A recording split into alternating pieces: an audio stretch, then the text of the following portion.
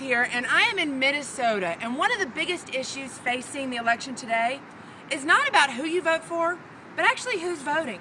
And Erin Haust here in Minnesota exposed the great fraud that is going on at our voter booths here in Minnesota. Tell me a little bit about the process and what you actually went through to find out that we don't have real people voting who live in Minnesota for Minnesota candidates. You know what? Voter fraud is absolutely not just possible, but easy, especially in a state like Minnesota where we have this vouching system. The vouching system basically works like this. I could take you into the voting booth with me or into the polls and say, I promise she's my neighbor. You fill out the little card, you go ahead and get your ballot, and sure enough, you vote. And the process for verifying you are who you are and you live where you live doesn't happen until after the election is certified, and so that's a real problem. My story in particular is pretty telling. I lived in Florida years ago and obviously registered to vote down there and moved away with my family and things. But now this year, for whatever reason, I was sent not only a voter registration card, but an actual ballot.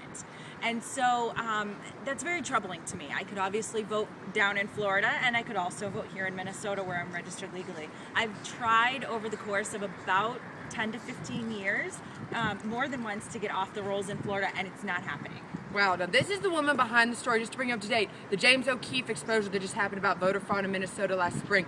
The story down in Texas. This is the woman behind it. Now, going forward, we're obviously in election time right now. Yes. Early voting is just now ending in a lot of states. Yes. Did we fix the problem yet? No. No, absolutely not. And here in Minnesota, we do have an initiative for voter ID that will certainly be helpful to bring photo identification to the polls. It doesn't, however, fix this weird vouching system that we have, and it doesn't fix the fact that there's no cross-checks. I should, if I had an ID, maybe we could cross-check from county to county within the state of Minnesota, but it still doesn't check anything against my Florida registration. And so it's very troubling. I think our voting system is definitely not the integrity-ridden system that we thought, or that we've been taught all through the years, and now we're finding that voter fraud exists. It's actually very, very easy to commit.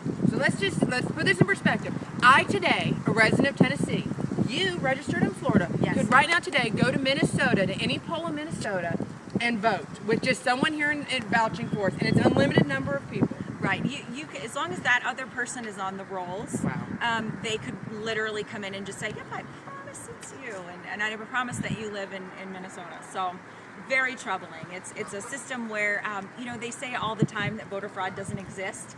I would question anybody to look at either Conservative Daily News, where I write, or any of these the James O'Keefe videos and Project Veritas, and really just do a little search. Find John Fund has a great video out recently where he was speaking and goes through many arrests. I mean, we have a woman who was arrested who was running for office who was found to have voted in 2 places, and so she had to cancel her campaign. We've got folks in Massachusetts, folks in Minnesota, we have people in Ohio. There are people all over the country that are being caught. You just don't hear about them nearly enough.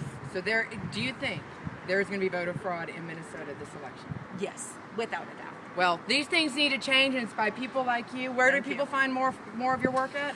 Erin Haust at conservativedailynews.com is the best place to find me, or on Twitter. You'll always know what I'm doing if you follow Erin Haust on Twitter.